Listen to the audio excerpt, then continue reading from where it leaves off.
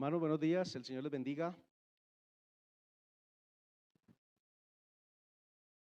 Bien, hermanos, estamos reunidos hoy, como decía nuestro hermano William, 24 de diciembre, una fecha especial a nivel general. Creo que todo el mundo celebra este día y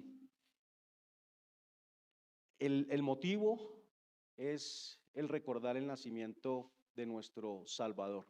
Ese es el motivo, en que aunque sabemos que poco a poco se ha ido desvirtuando realmente ese fin, ese motivo, y hemos mudado o nos hemos trasladado hacia otras cosas.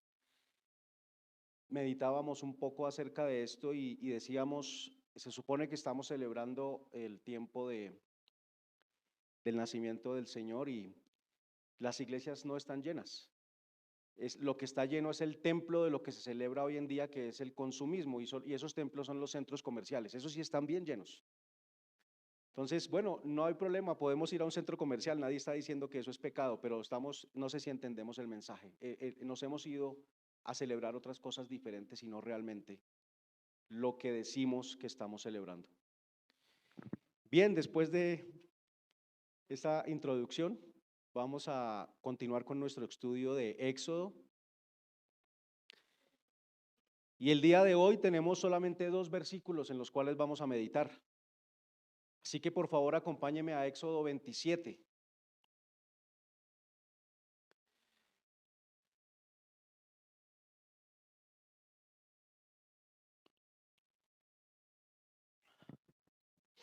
Versículos 20 y 21. Éxodo capítulo 27, versículos 20 y 21.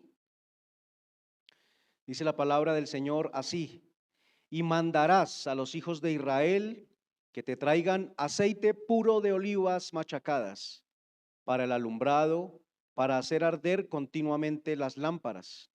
En el tabernáculo de reunión, afuera del velo que está delante del testimonio, las pondrá en orden Aarón y sus hijos para que ardan delante de Jehová desde la tarde hasta la mañana, como estatuto perpetuo de los hijos de Israel por sus generaciones. Amén. Eterno Dios, Señor, te damos gracias. Nos has concedido un nuevo día de vida, un nuevo día en el cual podemos venir, congregarnos, adorarte, recordar nuestra relación contigo, que está basada en ese amor por el cual enviaste a tu Hijo, y está basada también en el juicio por el cual castigaste nuestros pecados sobre Cristo.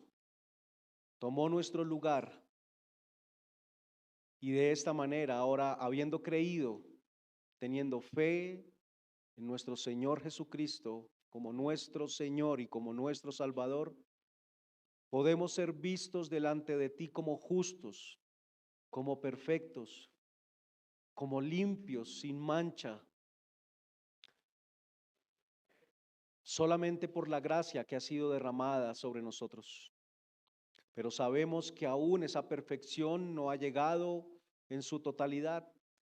Debemos seguir avanzando porque esa gracia también incluye todo el proceso de santificación, Señor, y es solamente por tu voluntad, por medio de ella, de tu palabra, del Espíritu que mora en nosotros.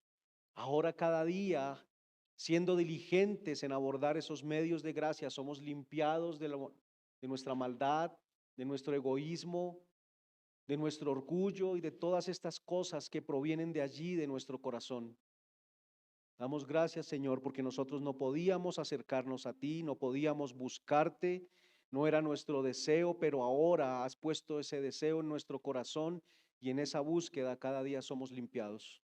Así que te rogamos, Señor, que en esta mañana, estando atentos a tu mensaje, podamos ser lavados hoy nuevamente, Señor, de aquellas cosas que tú conoces que hay en nuestro corazón y deben ser limpiadas. Te lo pedimos en el nombre de tu Hijo Jesús. Amén y amén. Bien, continuamos entonces, ya llevamos un buen tiempo, hemos avanzado en este estudio de Éxodo y creo que llevamos algo más de un año. Ya nos encontramos terminando hoy el capítulo 27 de este libro y creo que para todos ha sido un viaje tremendo siguiendo este trayecto del pueblo de Israel. Un trayecto viendo cómo ellos llegaron a Egipto, cómo vivieron allí como esclavos, cómo han salido ahora y han emprendido un viaje por el desierto y se encuentran ahora en el momento en el que estamos allí, en el monte Sinaí, oyendo las palabras de Dios, todas estas instrucciones acerca del tabernáculo, el cual también hemos ido abordando poco a poco. Y desde el principio creo que hemos podido reconocer que la razón fundamental para la liberación del pueblo de Israel, esa liberación divina de Israel de la esclavitud en Egipto, no fue simplemente que los israelitas fueran libres de la esclavitud, sino que fueran liberados para poder adorar al Señor. Ese ha sido el objetivo y este estudio nos ha revelado esto. Ellos están ahora frente al monte Sinaí y Dios les ha dicho, como vimos hace unos domingos, voy a habitar en medio de ustedes. Y la forma como nos vamos a relacionar es esta, porque lo que yo busco es una relación cercana con mi pueblo. No con un pueblo en general, sino con mi pueblo, pero de una forma personal con cada uno de ellos, con cada uno de nosotros. Y lo que Él ha hecho con nosotros es liberarnos de la esclavitud en la que vivíamos para que viniéramos a adorarle. Y es lo que estamos haciendo el día de hoy. Pero no es solamente hoy. No es solamente en nuestro caso los miércoles cuando nos vemos, no es solamente en el discipulado que hacemos de hombres, mujeres y niños, o los discipulados que a veces adelantamos en algunos hogares, es con mi vida entera, en todo lugar, en cada lugar en el que estoy. De forma simbólica hemos visto que cada cosa en el tabernáculo nos habla acerca de esto, acerca de ese plan de liberación, de salvación para la adoración a Dios. Y todo ese tabernáculo y todo esto que hemos ido avanzando habla de Cristo, apuntaba a Jesús como el verdadero tabernáculo, pero también apunta a la iglesia que es el cuerpo de Cristo y que ahora somos tabernáculo de Dios en Cristo. El Espíritu Santo mora en nosotros. Hoy hablaremos entonces acerca del aceite de oliva que está pidiendo el Señor, que se ha traído para las lámparas. Ese aceite de oliva se extrae de las aceitunas maduras, recién recolectadas de un árbol, que es el árbol de olivo, y se hace bajo la presión. Esas aceitunas son ese fruto de ese árbol del olivo y deben ser presionadas, deben ser machacadas, y de allí se extrae el aceite de oliva, que hoy en día es un gran negocio, y ese aceite que se extrae de la primera presión de ese fruto es el más valorado. En tiempos bíblicos el aceite de oliva era el más preciado de todos los aceites, por lo que tenía muchos usos que podríamos nosotros, después de revisarlos, atribuirle también un significado simbólico, espiritual y divino, ¿no?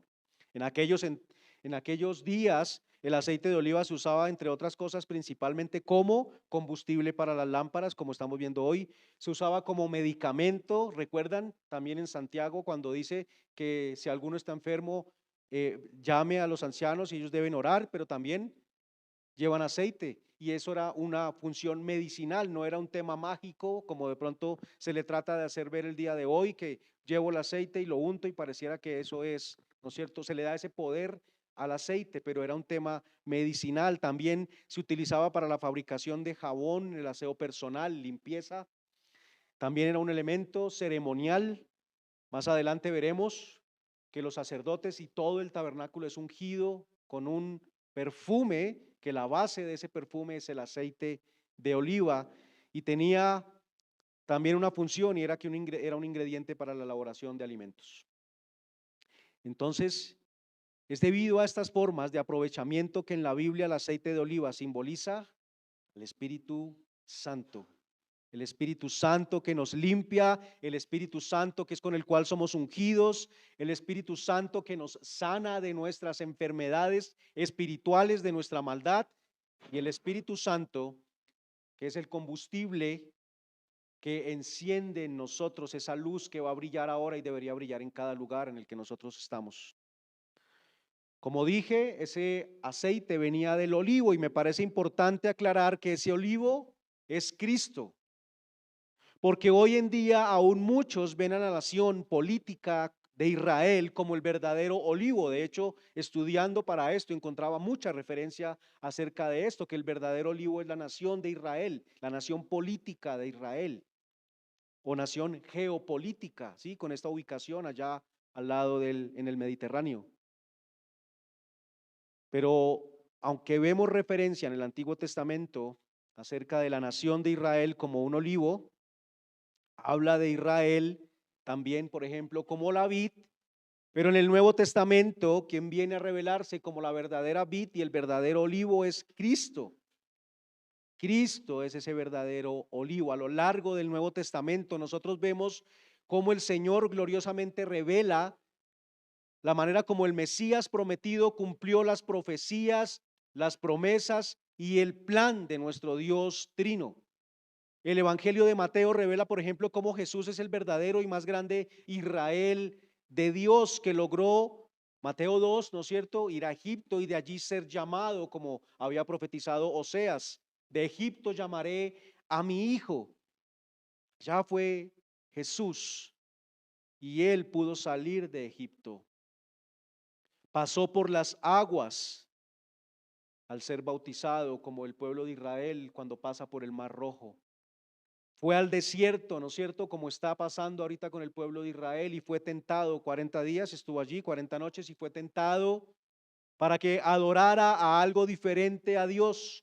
Una voz llegó a él indicándole lo que debía hacer, pero él no siguió esa voz, porque él seguía la voz de su Padre, de Dios. Jesús repitió, avanzó y cumplió la historia de Israel que hemos estado viendo en Éxodo. Así que el verdadero olivo es Jesús, es Cristo. Y de esto hablaremos el día de hoy. De hecho, el título que quise darle creo que es una de las cosas que más cuesta cuando se está realizando el tema de la predicación y es mirar qué título podemos ponerle al mensaje. El día de hoy el título que le he puesto es Cristo, el verdadero olivo de Dios. Cristo, el verdadero olivo de Dios. Y el primer punto que vamos a tratar es la paz y la luz verdadera solo provienen del verdadero olivo. La paz y la luz verdadera solo provienen del verdadero olivo. Esta mañana, hace un momento cantábamos una canción, la última, que decía, ¿a quién iré en busca de? En busca de paz, ¿a quién iremos? Creo que si uno empieza a escuchar las oraciones y especialmente en este tiempo donde están las novenas, muchas veces las personas piden y dicen, yo quisiera orar por la paz mundial. ¿Y quién no quisiera? ¿No es cierto? Que hubiese paz. ¿Quién no quisiera que estas guerras que han estado estallando en este año, por ejemplo, cesaran? Son muchas vidas las que se pierden. No está mal desearlo, no está mal pedirlo, pero el asunto es que pedimos esa paz desligados, no comprometidos con quien realmente trae la verdadera paz, que es Cristo. Hermanos, el olivo y la rama de olivo han sido símbolo de paz y reconciliación desde el relato del diluvio. ¿Recuerdan allí con Noé cuando está en el arca? ¿Y qué sucede cuando él está esperando a ver si la tierra ya se secó? Hay un momento en que llega la paloma con una rama de olivo en su pico. Y esto lo que quiere decir es que esa hoja ha sido arrancada por esta paloma de un lugar que ya no tiene aguas, que ya ha podido posarse en algún lugar y ha traído esta rama de olivo allí. Esa rama de olivo representaba la nueva vida que brotaba allí sobre la tierra. El olivo estaba vivo y estaba creciendo. Esa rama de olivo que traía la paloma era el anuncio del cumplimiento de la promesa de que habría un nuevo comienzo para la humanidad. Paz y reconciliación con Dios, renovación y avivamiento para la humanidad. En Cristo nosotros encontramos esa verdadera paz. Cuando Él fue bautizado, descendió, ¿no es cierto? El Espíritu Santo como paloma sobre él. Y vemos allí la misma imagen. Esta paloma y esa rama de olivo que es Cristo. Y es esa paz que el Señor está diciendo que traería verdaderamente a través de Jesucristo. El hombre no puede tener paz separado de Cristo, porque la paz, hermanos, se logra, es más, mejor empecemos por el otro lado, la enemistad, ¿cómo está? ¿Cómo se logra? Cuando yo no tengo la misma forma de pensar que el otro. Si pensamos igual, pues obviamente no va a haber confrontación, porque estamos con la misma idea. Pero cuando el pensamiento es diferente, empieza el choque, empieza la confrontación. Entonces, el objetivo, ¿cuál debería ser? Que pensáramos y sintiéramos igual. Por eso, cuando Cristo viene a nuestra vida, Él en un proceso de santificación, de limpiar nuestro corazón, nos va conformando a su imagen, nos va formando su carácter en nosotros. Y por tanto, estaremos cada vez pensando todos de la misma manera y sintiendo todos de la misma manera, de la misma manera. Hermanos, esa paz es inalcanzable mientras haya pensamientos diferentes, metas diferentes, ideas diferentes, no habrá paz. ¿Por qué una nación se enfrenta con otra? Porque no tienen la misma idea. Ahorita aquí en nuestro continente hay como una escaramuza allí, o no sé cómo llamarlo, hay un intento de pelea entre dos naciones por un territorio. No tienen la misma forma de pensar porque cada uno cree que le pertenece a su país. Entonces, no hay una misma forma de pensar y por tanto no habrá paz, porque cada uno querrá seguir las suyas propias, sus metas, sus ideas, sus propósitos, y eso interfiere normalmente con las metas del otro. Solo si se tiene ese mismo pensar y ese mismo sentir, entonces hay paz. Pero el mismo mundo se ha dedicado a hacerlo más difícil porque ahora no hay una sola verdad, ¿no es cierto? Sino que cada uno tiene su propia verdad. Cada uno debe caminar de acuerdo a su verdad, por tanto terminamos unidos con los que se acomodan a mi verdad. Vemos cómo se forman grupos de acuerdo a lo que pensamos. Cuando pensamos igual nos vamos acomodando. Y hay enemistad con aquellos que no piensan igual que nosotros.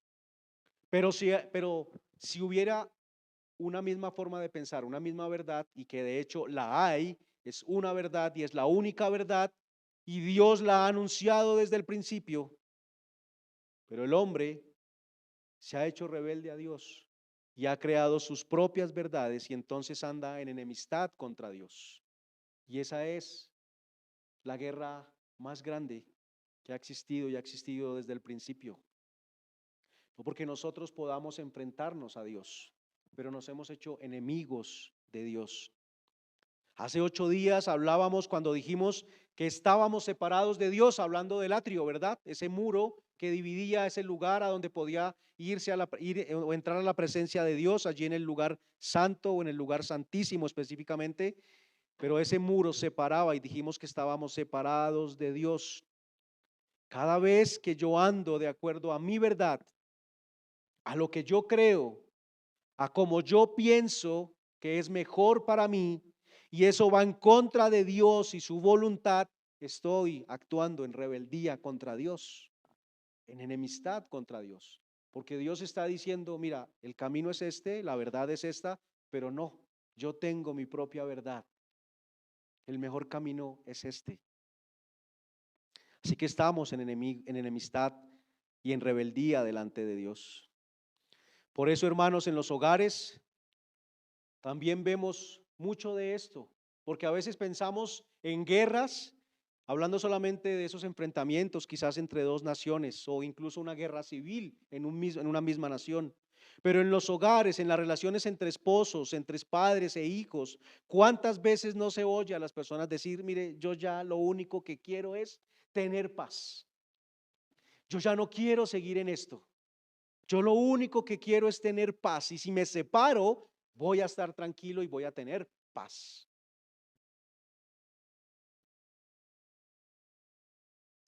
¿Qué se está pensando allí como paz? que podré dedicarme a seguir mi verdad sin que nadie me diga que eso no está bien y que debería entonces alinearse a lo que yo considero como mi verdad. Ya no escucho más a esta persona, ya no estoy con él o con ella. Ahora vivo solamente dedicado a mi verdad. O hijos que son desobedientes y que quizás oyen al mundo y están escuchando al papá diciéndole cuál es el camino que debería seguir. Allá hay dos pensamientos entonces. Dos pensamientos diferentes.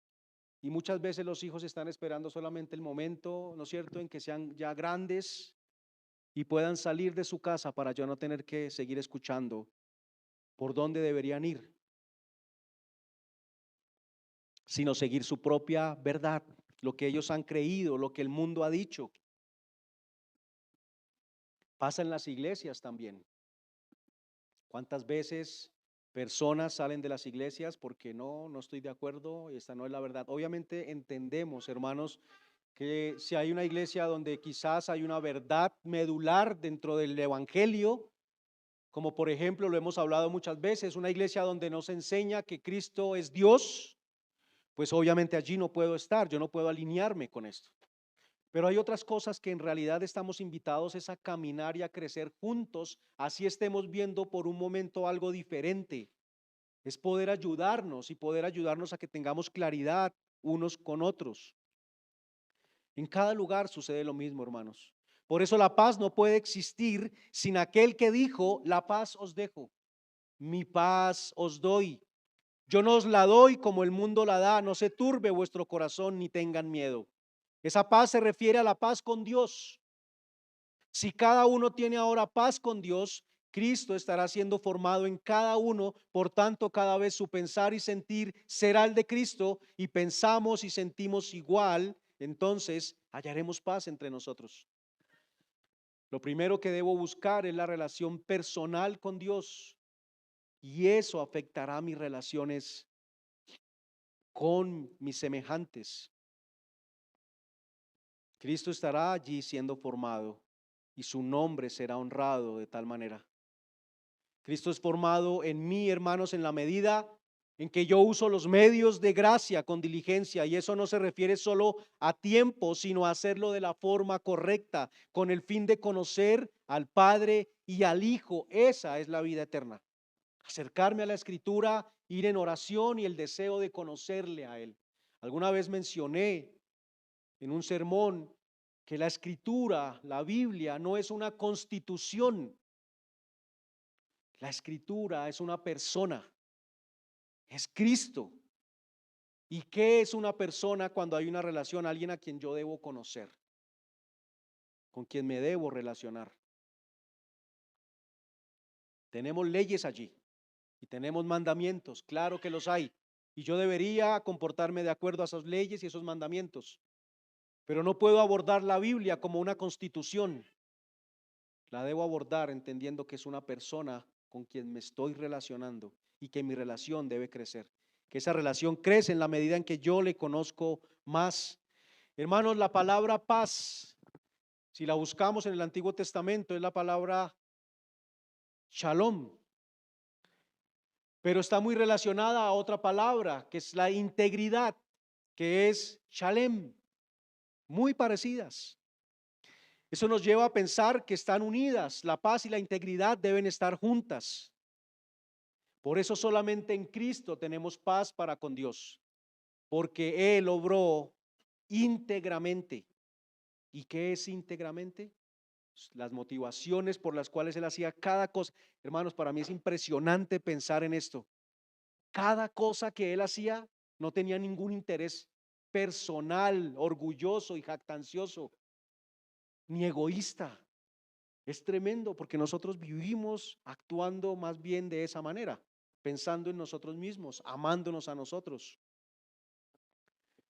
Pensar que Cristo nunca ni por un segundo tuvo un pensamiento ni una motivación así es ver esa perfección de este hombre, Dios hecho hombre, es ver su perfección.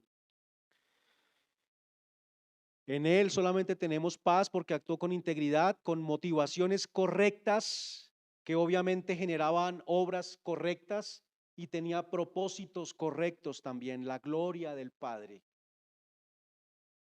Ese era su propósito. Y la base de todo esto era el amor al Padre y el amor al prójimo. Creo que lo hemos hablado y lo hemos dicho, lo quisiera aclarar rápidamente. Amor no significa que yo entonces hago todo lo que la otra persona quiere porque entonces le amo. Amor es que yo busco el mayor bien para la otra persona.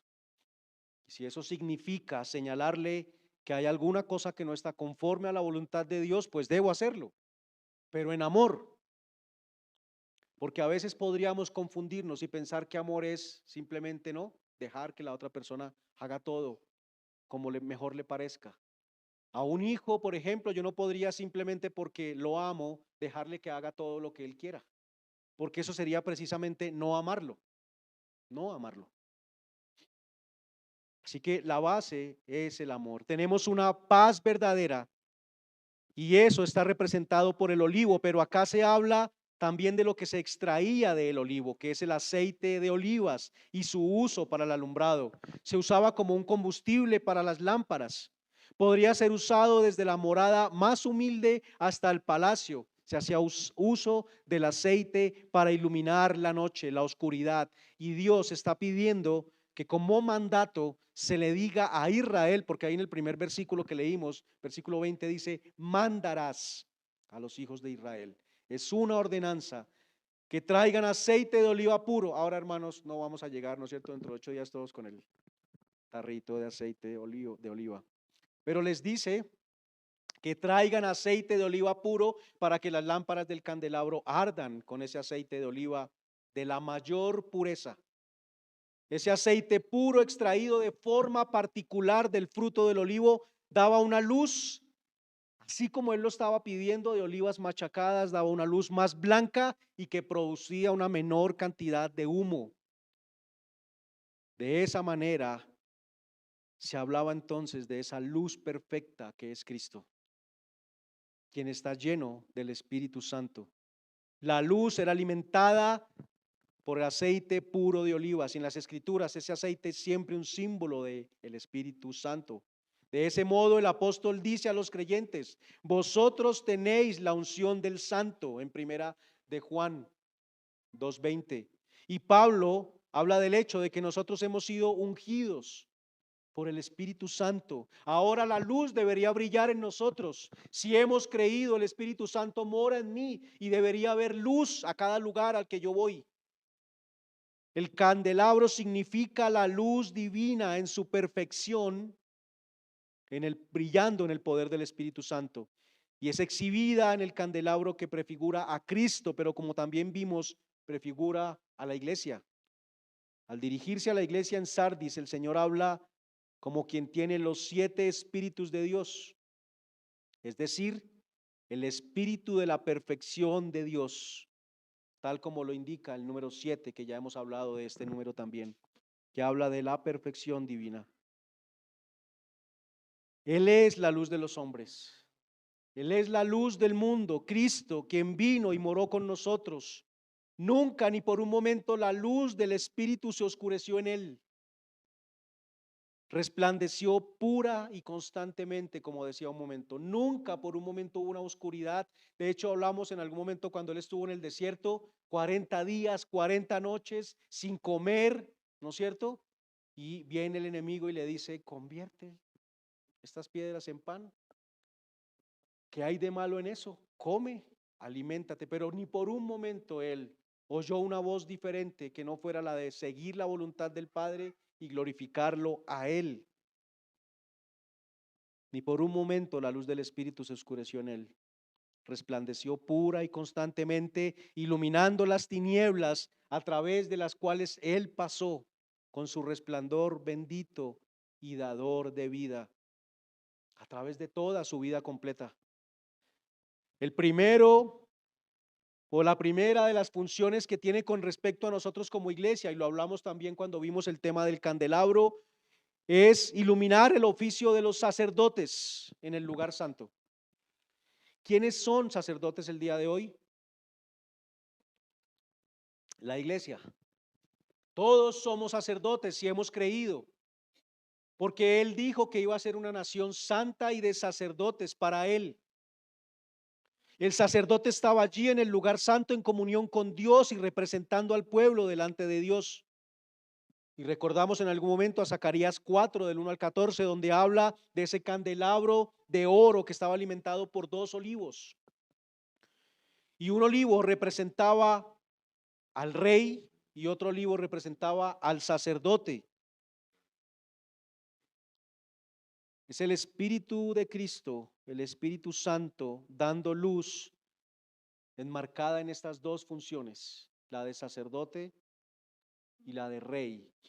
El rey estaba dirigiendo a la nación en cuanto a lo civil y el sacerdote en cuanto a la adoración a Dios, en su relación con Dios. El civil en cuanto a su relación con el prójimo, el sacerdote en cuanto a su relación con Dios. Por tanto, nos habla que ese olivo, ese aceite de oliva que alimentaba ese candelabro, es la guía de Cristo en nosotros como rey, para que nosotros nos conduzcamos de manera correcta en nuestras relaciones con los demás, pero también como sacerdote para que la relación con Dios también sea una relación correcta. Toda la voluntad de Dios se cumple en el desarrollo de esas dos relaciones: amor a Dios con todo lo que nosotros somos y amor al prójimo como a nosotros mismos. Hermanos, la única luz que necesitamos para desarrollar correctamente estas dos relaciones proviene de Cristo, sacerdote y rey para nosotros, no de otro lugar, porque la luz debe ser pura y el aceite debía ser puro también. No podemos mezclar y traer ideas nuestras. Es que lo que yo creo es que es mejor para la forma como yo me debo relacionar con mi esposa, con mi esposo, con mis hijos, con mis padres, los hermanos de la iglesia, con mis compañeros, es esta. Solamente de la luz, que es la palabra de Dios, que habla de Cristo, es de donde proviene nuestra luz perfecta para poder alumbrar correctamente. Eso apunta, hermanos, a que ese amor a Dios y ese amor al prójimo, por medio del cual cumplimos la ley, es solo posible llevarlo a cabo por la luz que es Cristo, provista por su Espíritu Santo que mora en nosotros. Dios, hermanos, segunda de Corintios 4:6, que mandó que de las tinieblas resplandeciese la luz, es el que resplandeció en nuestros corazones para iluminación de qué, del conocimiento nuevamente de que de la gloria de Dios en la faz de Jesucristo. Conocimiento de Dios y de Cristo. Si conocemos al Padre y al Hijo, nuestro corazón estará lleno de luz. Por eso a veces decimos, pero ¿por qué no puedo avanzar en esto? Y también lo hemos mencionado varias veces, porque quizás solamente he conocido información que la Escritura da, pero no he conocido a Dios en esas verdades que he estado abordando en la Escritura. Ahora podemos hacerlo, acercarnos a la Escritura y conocer quién es Dios y quién es Cristo, qué han hecho por nosotros, quiénes somos nosotros y la necesidad que tenemos. Y la forma por lo cual lo podemos hacer es porque, como puse en el tablero esta mañana viendo Romanos 11, creo que el versículo 17, que habla que nosotros, que no nacimos del linaje de Abraham por la carne, pero que ahora fuimos llamados a ser parte del pueblo de Dios, hemos sido injertados a la raíz del olivo original, natural, que es Cristo, y que ahora podemos también alimentarnos de la savia perfecta y rica que viene de ese olivo. El Espíritu Santo que mora en nosotros nos permite ahora que podamos ser alimentados de la palabra para conocer a Dios. Ese aceite de las lámparas representa ese Espíritu Santo entonces, hermanos. En el Evangelio de Juan, en el capítulo 14, versículo 16, Cristo dijo del Espíritu Santo, el Consolador, el Espíritu Santo, a quien el Padre enviará en mi nombre, os enseñará todas las cosas y os recordará todo lo que os he dicho. Hermanos, usemos los medios de gracia. Alguien dirá, si yo solamente soy santificado por Dios, no tengo que hacer nada. Pero nuestra responsabilidad es acercarnos a los medios de gracia. La oración, la palabra, los sacramentos, el bautismo, la Santa Cena, el congregarnos. Esos son los medios que el Señor estipuló para que pudiéramos crecer.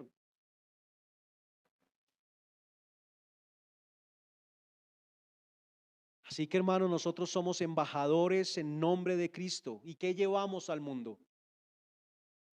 Si ahora el Espíritu Santo mora en nosotros y ese es el combustible para que la luz brille, ¿qué llevamos entonces al mundo?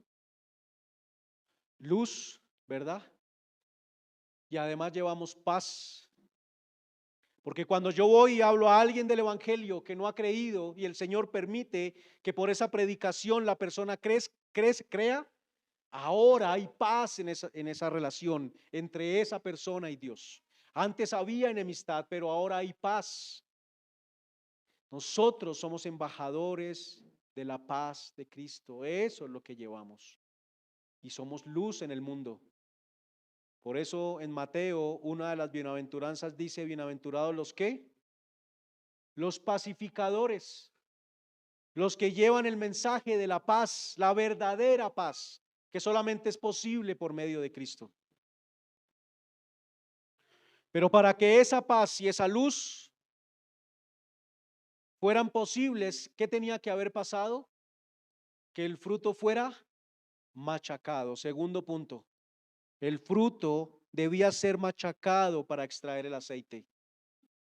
La paz habla de salvación, la luz habla de santificación, pero es interesante notar que el proveer el aceite es considerado, como ya había dicho, un mandato para que el pueblo de Israel lo trajera. Y si recordamos, tanto los materiales como las ofrendas y la mano de obra debían ser provistos por el hombre allí, ¿no es cierto? Dios ha dado instrucciones.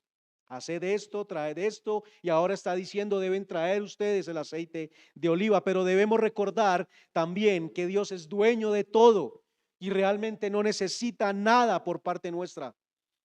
Pero aún así Él ha permitido que el hombre contribuya con la obra de Dios. Este lunes estudiando escuchábamos un ejemplo que alguien daba y es la mamá o el papá que viene con la bolsa, ¿no es cierto? Y su niño pequeño, quizás como Matthew, ve a la mamá con la bolsa y viene y pone la mano allí para ayudarle. En realidad, la que está llevando todo el peso sigue siendo la mamá. Incluso podría el niño agregar un poco más de peso. Pero ella permite que su hijo le ayude. Y no necesitaba en realidad que él le ayudara. Pero es maravilloso, ¿no es cierto? Y es para el hijo. Es bonito ver cómo puede ayudar o sentir que está ayudando a su mamá o a su papá. El Señor nos ha permitido a nosotros ser partícipes de su obra, pero la obra es de Él. No necesitaba de nosotros. Podemos ver que el hombre es responsable delante de Dios en toda obra que realiza. Y en este caso, hermanos, la provisión del aceite no es la excepción. De hecho, es más notable este aspecto de responsabilidad cuando notamos qué tipo de aceite se debería traer, que debería requerir un tratamiento especial. El aceite se podía extraer de dos formas, con un molino, pero allí no era un aceite puro porque la pulpa también quedaba mezclada con el aceite. Pero esta forma machacada es con un mortero a mano, machacando las aceitunas y extrayendo solamente el aceite puro de olivas. Necesitaba trabajo. Allí se ve el trabajo y la responsabilidad de traer un aceite puro. Pero como todo esto acá, hermanos, representa algo que aquí está en lo físico, representa algo que apunta a lo espiritual y a la relación de Cristo con la iglesia. El que el pueblo sea quien trae el aceite y machaca las aceitunas, habla también de lo que pasó allí en la cruz. Jesucristo, que es el olivo y que también es el primer fruto, y como fruto fue golpeado y aplastado en la cruz para que su Espíritu Santo fuera derramado sobre la iglesia después de su ascensión. ¿Lo entendemos así? Él fue machacado allí en la cruz, hasta la muerte, para que ahora su Espíritu viniera a morar en nosotros. Jesucristo es el olivo de Dios y el Espíritu Santo el aceite de oliva.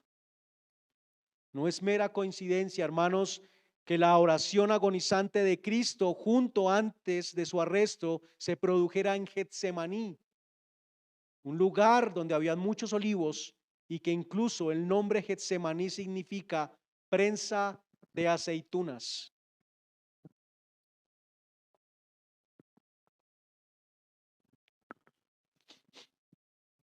Isaías 53:5 dice: mas él herido fue por nuestras rebeliones y molido por nuestros pecados.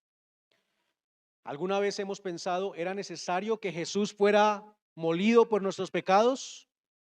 Si la paga por el pecado es la muerte, ¿acaso no podía morir simplemente, por ejemplo, ya con una vejez natural y morir así, tranquilamente? ¿Por qué tenía que ir a la cruz? ¿Por qué debía ser maltratado? ¿Por qué tenía que pasar por esa angustia que pasó en su oración allí en Getsemaní? Hermanos, el motivo es por esto que acabamos de leer en Isaías 53. Él fue molido por nuestros pecados. La intención es que el hombre pueda ver realmente lo terrible del pecado. El pecado destruye al hombre, no solamente en lo físico, porque Jesús allí, cargado con todos nuestros pecados, tuvo que soportar mucho más que ese maltrato físico por parte de los romanos. Sus relaciones fueron afectadas.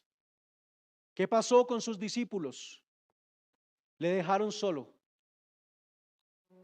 ¿Qué pasó con Dios? ¿Qué oración tuvo él allí en la cruz para el Padre? ¿Por qué me has abandonado? El pecado, hermanos, trae conflicto en nuestras relaciones con nuestras personas cercanas, pero también ha traído conflicto desde el principio con Dios. Fuimos apartados de Dios.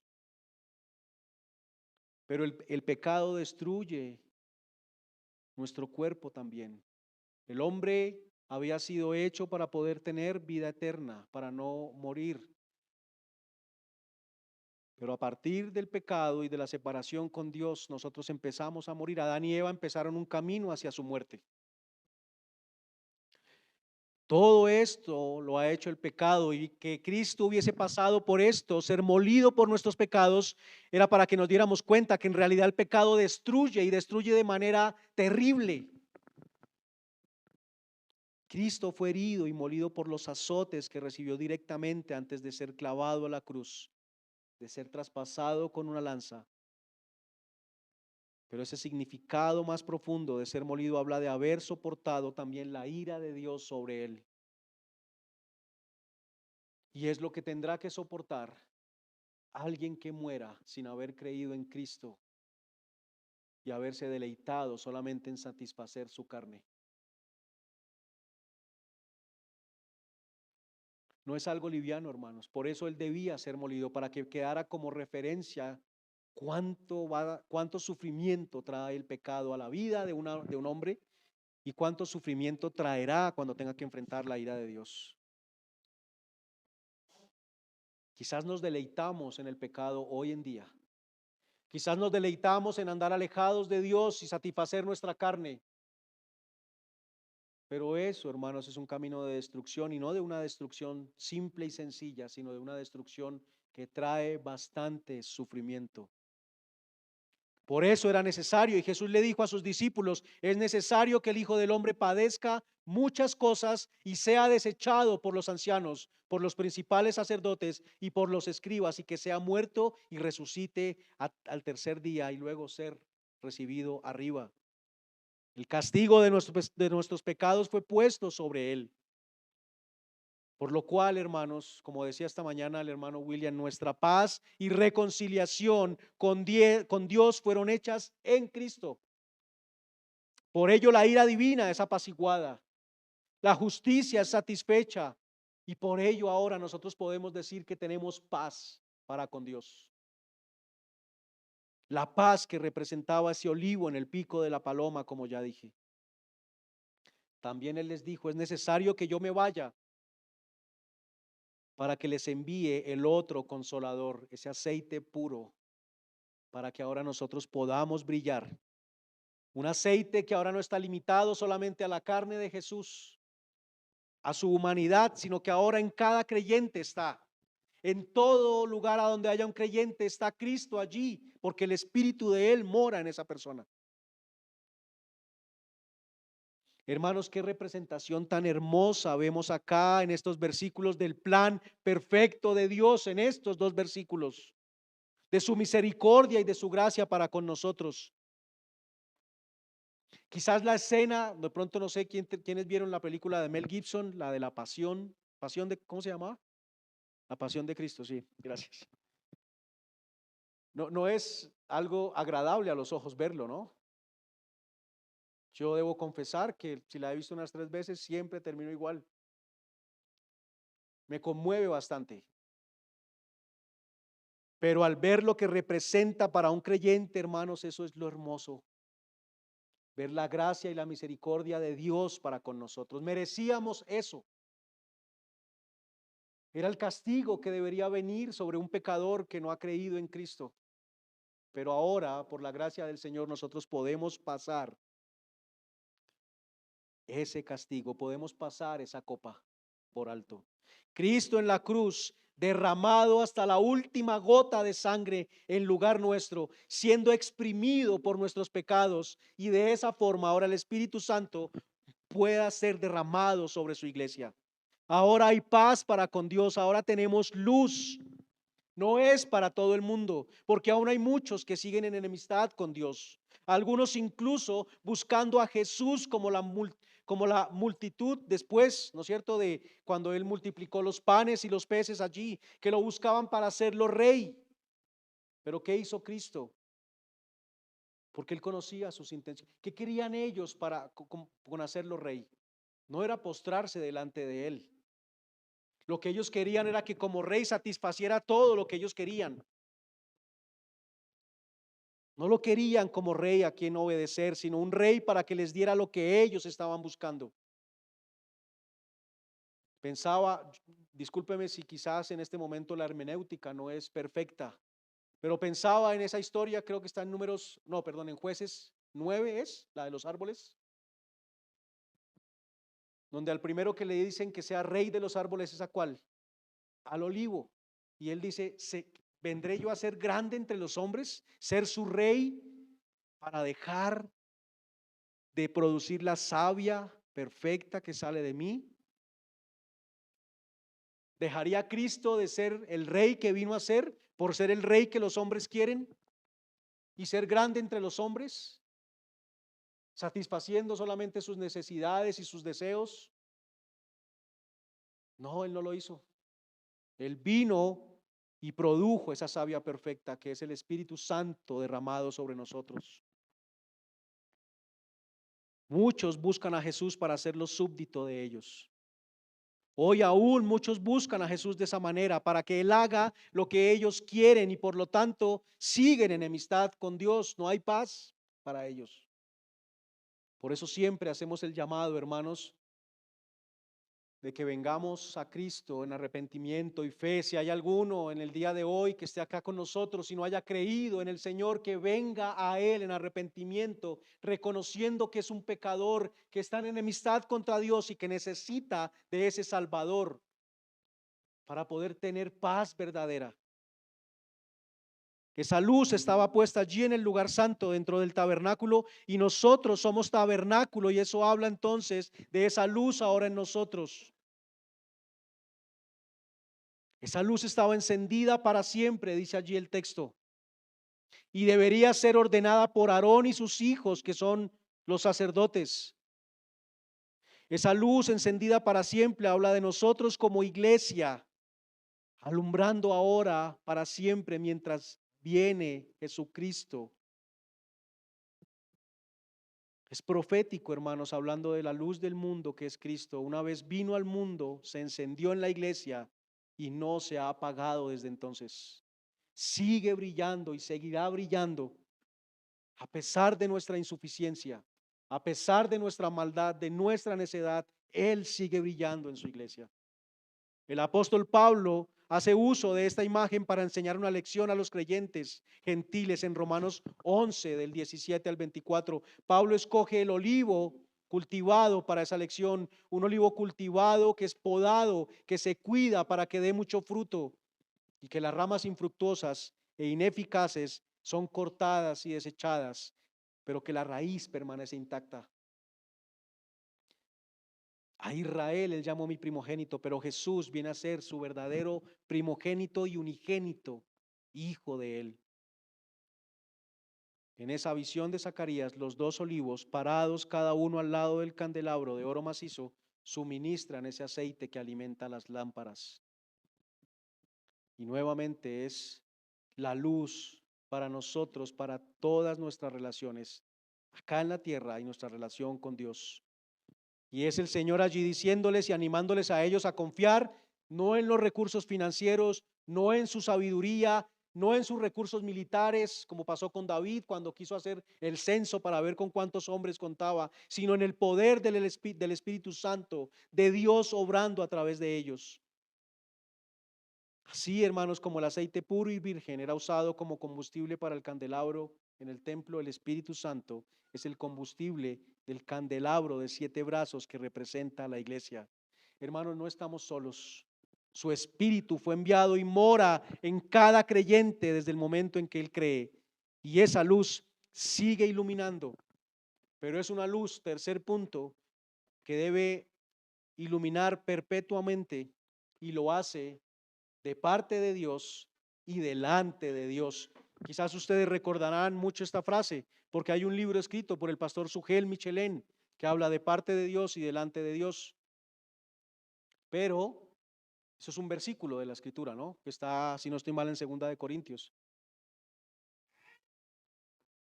El Señor Jesucristo dice que su iglesia es la luz del mundo, comparándonos con una lámpara de aceite. De la misma forma compara su iglesia con jóvenes vírgenes. ¿Recuerdan? Las 10 jóvenes vírgenes, 5 tenían sus lámparas listas y otras 5 no tenían aceite para alumbrar con sus lámparas. Esto simboliza, hermanos, esas mujeres que no tenían su aceite simbolizan a jóvenes que quizás cumplían solamente con un ritual religioso, pero en su interior no habitaba el Espíritu Santo, simbolizada allí por el aceite faltante, el cual ayuda a entender la palabra de Dios para practicarla correctamente, no solo como ritos, sino como resultado de mi relación con Dios.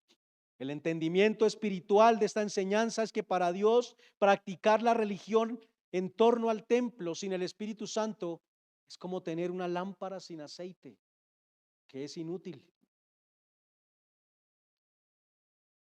Por favor, hermanos, entiéndanme, no estoy diciendo que lo religioso no se debe hacer, debo ser claro con eso, porque quizás alguno puede decir, entonces ya no tenemos que hacer todas estas cosas.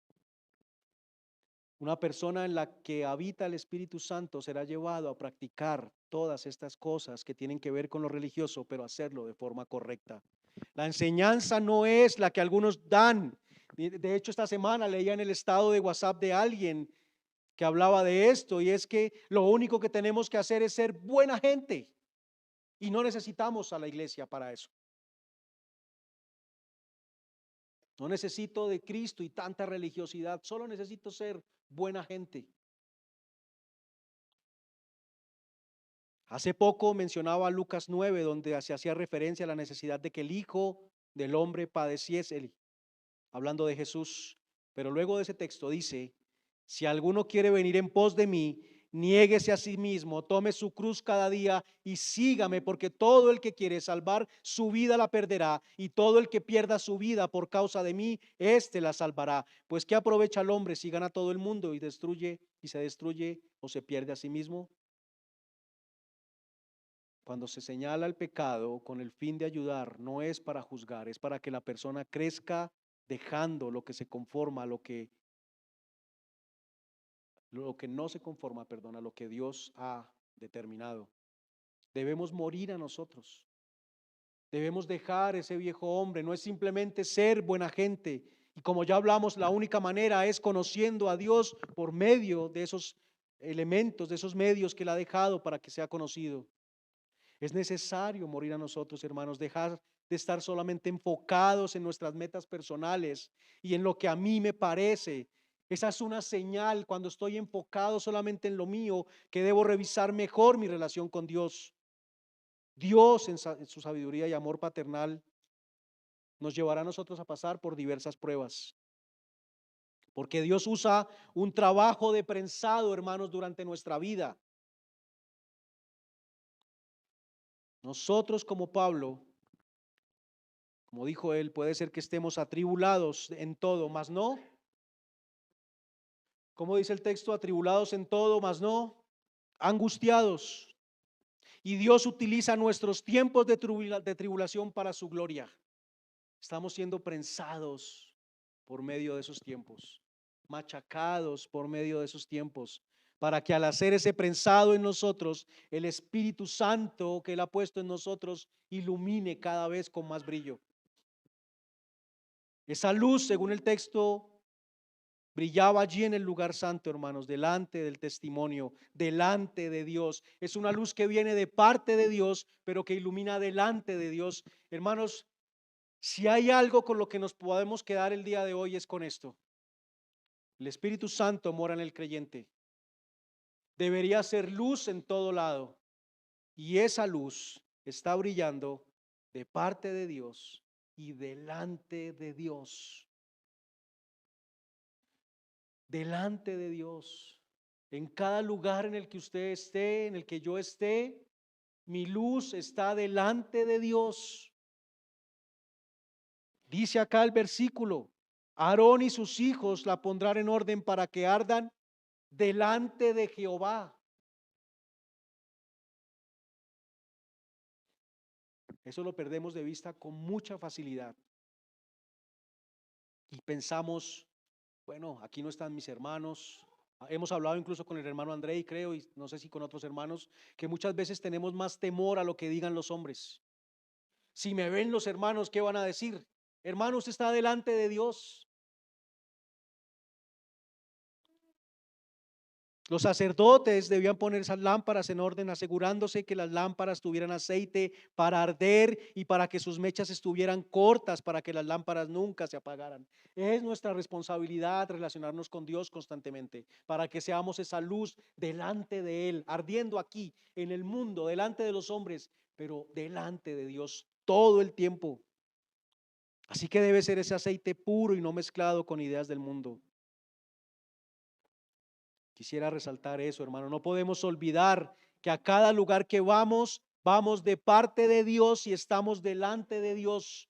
Si usted está trabajando en una empresa, usted fue puesto allí por Dios para que brille delante de Él en esa empresa.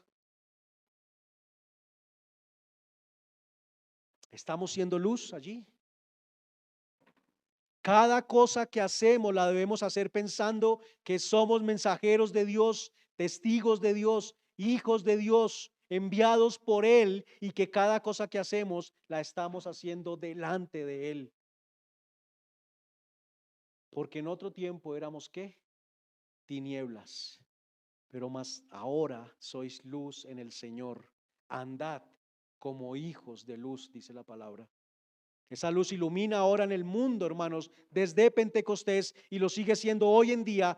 Todos nosotros que somos iglesia tenemos esa tarea, la de ser luz en el mundo, y la luz proviene de la palabra de Dios, que es el Verbo, que es Cristo, y del Espíritu Santo que mora en nosotros. Como el tabernáculo fue iluminado por la luz séptuple del candelero, así la iglesia, compuesta de todos los creyentes genuinos que hay en la tierra en todas las épocas, es iluminada por el Espíritu Santo.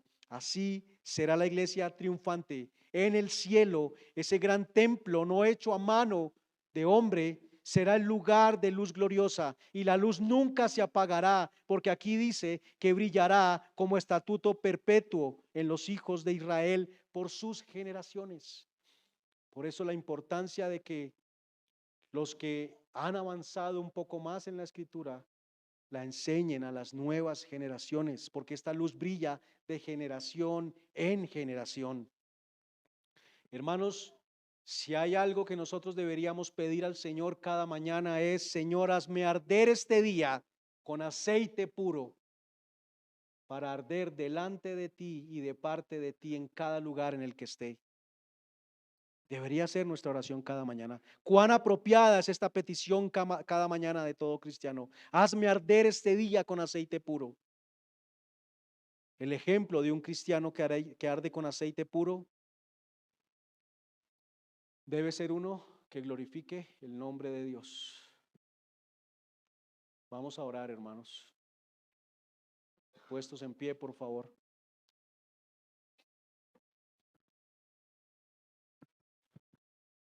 Vamos a dar gracias a Dios porque ahora podemos ser luz cuando antes éramos tinieblas. Padre eterno, Señor, has venido al mundo, eres la luz perfecta que ilumina a todo hombre, pero el hombre en su pecado busca esconderse de ti porque sabe que frente a esa luz toda su maldad sale y se refleja, se ve, se puede distinguir. Por eso el hombre prefiere la oscuridad y la tiniebla, para que sus obras no sean descubiertas. Pero tú, Señor, en tu gracia, en tu voluntad, nos has llamado a nosotros y nos has permitido ahora que no nos escondamos de ti, sino que vengamos a ti y que roguemos para que nuestra maldad sea expuesta, para que eso que está oculto en nuestro corazón salga y que podamos entonces ser limpiados de toda esta maldad. Y que de esa manera, Señor, cada día podamos ahora brillar con esa luz que eres tú, Cristo, que podamos mostrarte a ti en cada lugar, que podamos brillar con esa luz que no es nuestra, que es tu luz, y que podamos entonces llevar ese mensaje de paz a la humanidad, la verdadera y única paz que proviene de ti, no la paz que dan los hombres, sino la verdadera paz, que es una relación cercana contigo, ya no en enemistad, y que eso nos permite ahora también caminar en poder tener relaciones diferentes con nuestros semejantes. Gracias, Señor, pero que nunca olvidemos entonces que a cada lugar que vayamos como iglesia debemos ser luz, y que esa luz proviene de ti y que brilla delante de ti, que cada obra, cada pensamiento, cada motivo por el cual yo hago las cosas, cada propósito está delante de ti, no está oculto para ti. Señor, esto debería hacernos sentir ese temor que es el principio de la sabiduría y que nos lleve a obrar sabiamente. Ruego, Padre, para que el día de hoy cada uno de nosotros podamos meditar en esto y que cada día podamos tener un comportamiento que sea digno de tu nombre, y que lo hagamos como iglesia verdadera para la gloria de tu nombre, para que tu nombre sea exaltado como cantábamos esta mañana. Te lo pedimos en el nombre de tu Hijo Jesús. Amén y amén. Hermanos, gracias. Un buen día. Que el Señor les bendiga.